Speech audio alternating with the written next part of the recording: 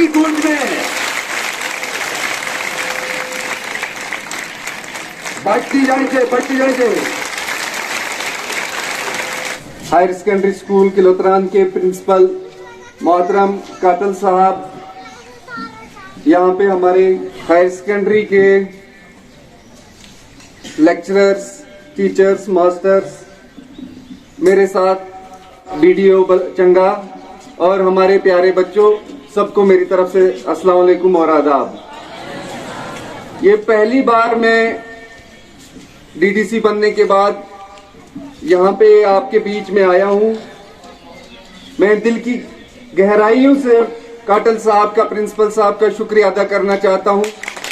आपने मुझे इस काबिल समझा कि मैं आपके बीच में आऊं और जो हमारी एजुकेशन के बारे में पॉलिसीज है, जो प्लानिंग है, उसकी जानकारी मैं आप बच्चों को दे दूं।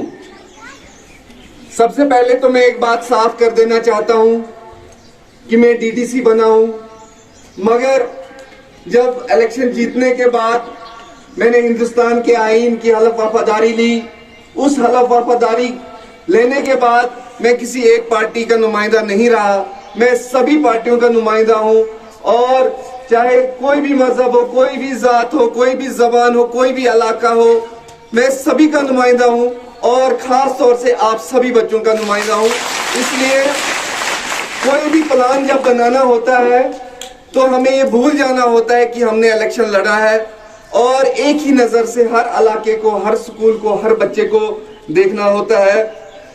ये मेरी खुशकिस्मती है कि डीडीसी बनने के बाद मुझे एक मौका मिला है यहाँ पे जो हमारे एजुकेशन सिस्टम है उसको बेहतर करने के लिए, काम करने के लिए, और कुछ हद तक कुछ परसेंटेज मैंने इसमें पिछले 2 प्लानों में काम भी किया है। और इसके अलावा मुझे मालूम है कि आपको बहुत सारी मुश्किलात का सामना करना पड़ता है। यहाँ पे इतनी धूप है, आपको एक असेंबली हॉल नहीं है। इसके अलावा आप बच्चों के साथ साथ हमारी प्रिंसिपल को भी बहुत सारी दुश्वारियां आती हैं, हमारे लेक्चरर्स को भी दुश्वारियां आती हैं, हमारे मास्टर्स और टीचर्स। और मैं सिर्फ इस हायर सेकेंडरी स्कूल किलोतरान की बात नहीं कर रहा हूँ, पूरे बलेस के स्कूलों की बात कर रहा हूँ। आज हमारे बहुत सारे स्कूल ऐसे हैं जहाँ पे 20% भी स्टाफ नहीं है।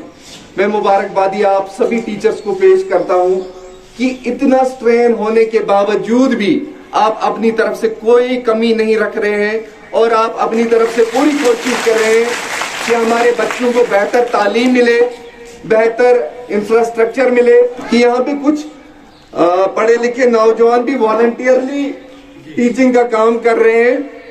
मैं खास तौर से उन लोगों का शुक्रिया अदा करना चाहता हूँ कि इस मुसीबत के दौर में वो सामने आए हैं और हमारे बच्चों की मुश्किलात दूर करने के लिए काम कर रहे हैं। मैं उन सभी वॉलंटियर का शुक्रिया अदा करता हूँ और उनको सलाम पेश करता हूँ। इसके अलावा मेरी ये दिल से ख्वाहिश है कि हमारे तालीम का जो मयार है, हमारे स्कूलों का जो इंफ्रास्ट्रक्चर है, वो ना सिर्फ जिला डोडा में, ना सिर्फ रियासत जम्मू कश्मीर में, बल्कि पूरे हिंदुस्तान में सबसे बेहतरीन हो।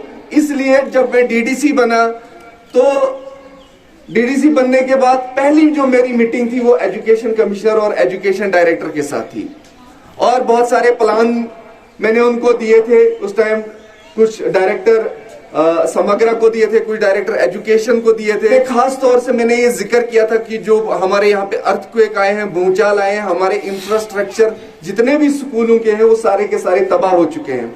इसलिए मैंने उनसे दरख्वास्त की थी कि हमारे यहाँ पर रिपेयर के लिए पैसा देना बंद कर दीजिए, अगर हो सकता है तो नई बिल्डिंगों के लिए पैसा दीजिए। मैं शुक्रिया अदा करना चाहता हूँ एजुकेशन डिपार्टमेंट का कि उन्होंने मेरी इस दरख्वास्त को माना और इस साल उन्होंने 9 स्कूलों के लिए, नई बिल्डिंग के लिए हमें पैसा दिया है। सभी स्कूलों के लिए 55-55 लाख दिया है, जिसमें आपकी एक हायर सेकेंडरी स्कूल किलोतरान भी है। कि हमारे समाज की तरक्की तभी हो सकती है जब हमारे स्कूल बेहतर हो, हमारे बच्चों को बेहतर तालीम हो।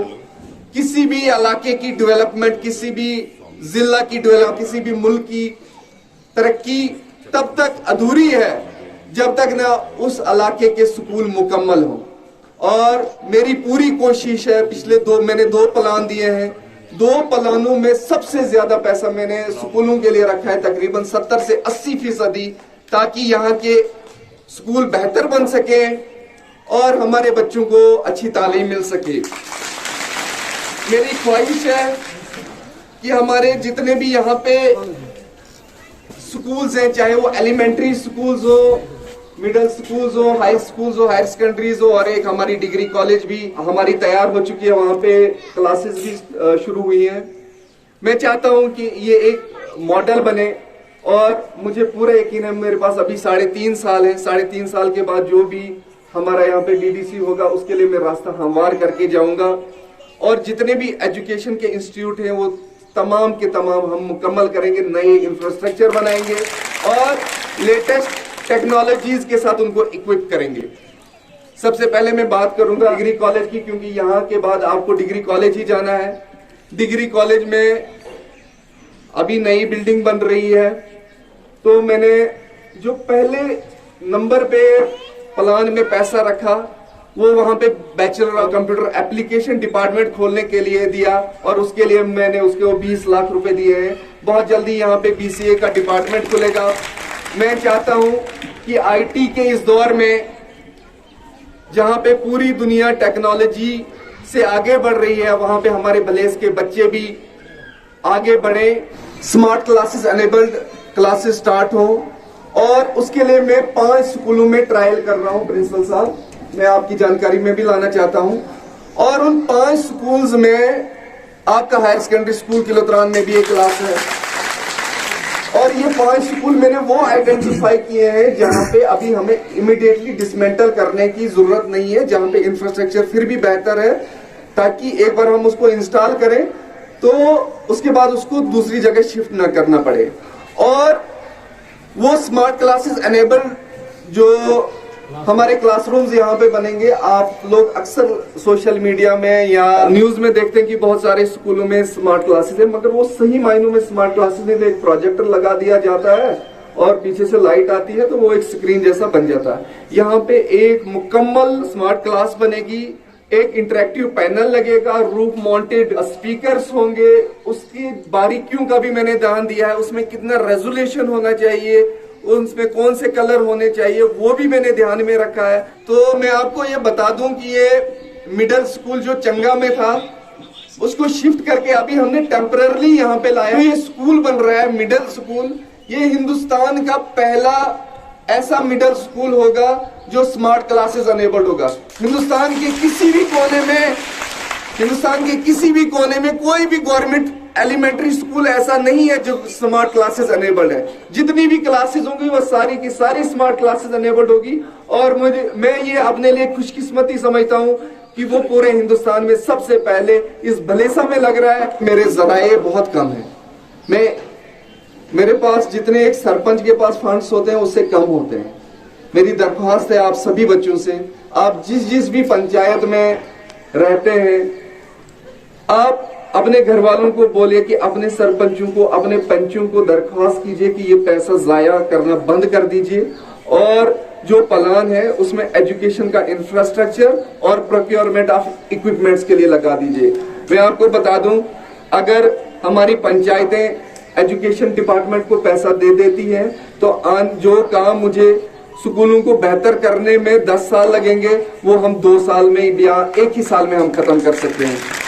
तो आपके जो भी मसाइल हैं, मैं आपके प्रिंसिपल साहब के साथ अभी बैठूंगा।